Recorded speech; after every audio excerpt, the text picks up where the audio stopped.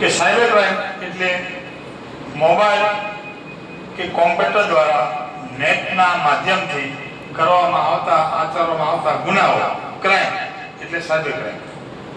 જ્યારે ઇન્ટરનેટની સુવિધા નહોતી, ઘેર ઘેર મોબાઈલ નહોતા, ત્યારે સાયબર ક્રાઇમ અસ્તિત્વમાં નહોતો.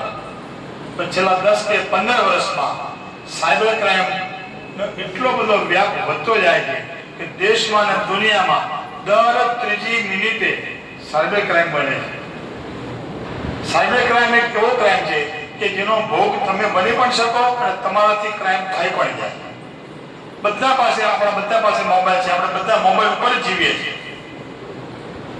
મોબાઈલની અંદર તમે નેટ વાપરતા હો, મોબાઈલમાં તમે ફેસબુક, વોટ્સએપ, હવે તો ટેલિગ્રામ નવું ચાલુ, ઇન્સ્ટાગ્રામ, આ બધું જ આપણે વાપરીએ. મારે તમને મૂળ વાત ઉપર તમારે આવો કે સાયબર ક્રાઇમ પણ 60 પ્રકારના છે. એમાં નવા વર્ઝન દરરોજ આવે છે.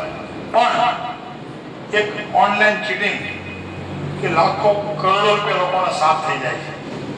અને બીજું છે ઓનલાઈન બ્લેકમેલ કે જેનાથી તમારે બચીને રહેવાનું છે. એની વાત થોડી મેં કરું કે ઓનલાઈન ચીટિંગમાં તો તમારા બધાના બેંક એકાઉન્ટમાં કદાચ અત્યારે 25-50 લાખ રૂપિયા હોય નહીં, કદાચ કોઈના હોય, સુખી કરના હોય તો.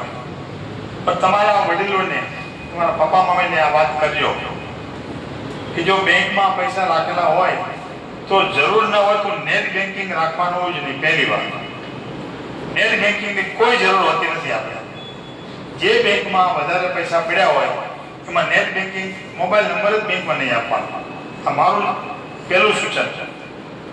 બીજું સૂચન કે કદાચ તમારે ગૂગલ પે ને આ બધું અત્યારે સમય પ્રમાણે કરવું પડે, પેટીએમ કાર્ડ ને બધું વાપરવું પડે, સાવ તો ચાલે નહીં.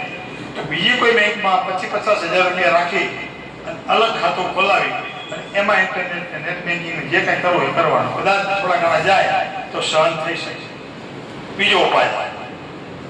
ત્રીજો ઉપાય કે ઇન્ટરનેટનું, નેટ બેન્કિંગનું, મોબાઈલનું પૂરેપૂરું જ્ઞાન હોય તો જ બેંકની અંદર ગૂગલ પે આ તે બધું કરવું. જેના વ્યક્તિના ફોન આવે કોઈ પણ કે તમે તેને ઓળખતા નથી, હવે તો મોબાઈલ કંપનીવાળા પણ નીચે મેસેજ આપે તરત જ. કોઈ નકલી ફોન આવે તો હવે તો મેસેજ આવે નીચે તરત જ કે આ ફોન નકલી છે, ઉઠાવતા નહીં.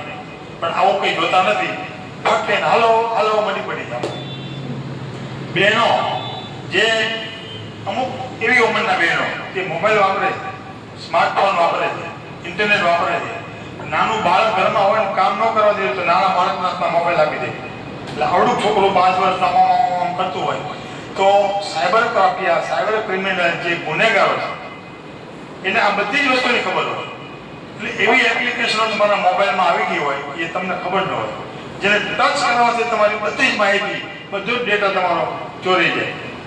એ બાળકને ખબર ન હોય, નેટ ચાલુ હોય, મમ્મી પાણી ભરવા જતી હોય, મમ્મી કચરા વાળતી હોય, મમ્મી પોતા કરતી હોય, નાનું છોકરું બેઠો એમને ગેમ રમે છે, બધા ડેટા જતા રહે. અમદાવાદ જેવા શહેરમાં દરરોજના 50 મોબાઈલ ચોરાય છે. બધું જ વસ્તુ મોબાઈલમાં હોય. ઘણા લોકો પાકેટની અંદર એટીએમ કાર્ડ, ક્રેડિટ કાર્ડ, આધાર કાર્ડ અથવા 10 જાતના કાર્ડ લઈને ફરતા હોય. પાકેટ અમદાવાદમાં મોટા શહેરમાં રોજ 50 ચોરાય છે. કાલે જ અમારી ઓફિસના એક પટાવાળા ગઈકાલ સાંજે 10,000 રૂપિયા પાકેટમાંથી ગયા. મારો કહેવાનો હશે કે આ બધી વસ્તુ ચોરાઈ જાય. હવે તો 5,000 રૂપિયા પાકેટ ચોરાઈ જાય તો દુઃખ નથી થતું. અંદર બધા કાર્ડ જતા રહે, મોબાઈલની અંદર બધી વિગતો તમારે નાખીને જતી રહે. એટલે સાયબર ક્રિમિનલ જે છે, ગુનેગારો છે, એ કોઈ અભણ કે ગામડાના કે ઝપટપટ્ટીના લોકો નથી. વ્હાઇટ કોલર જેને કહી શકાય, ભણેલા માણસો, ઇન્ટેલિજન્ટ માણસો કે જે સરકારે અને બુદ્ધિશાળી લોકોએ બનાવેલા સોફ્ટવેરની અંદર આટલા ક્રાઇમ કરે. ઓનલાઈન ચીટિંગથી બચવા તો એવું કહું છું કે ઓનલાઈન ચીટિંગ જે થાય છે લાખો કરોડો રૂપિયાનો, ગુજરાતમાંથી 77 કરોડ રૂપિયા 2024ની સાલમાં ઓનલાઈન ચીટિંગ થઈ ગઈ.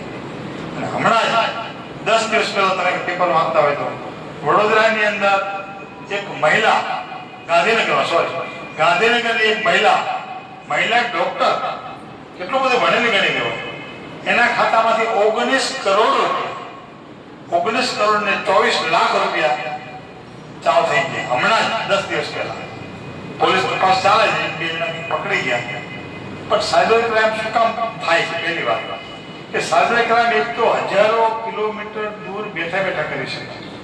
કોઈના ઘરમાં ચોરી કરવા જવું હોય તો કોઈના ઘરમાં જવું જોઈએ,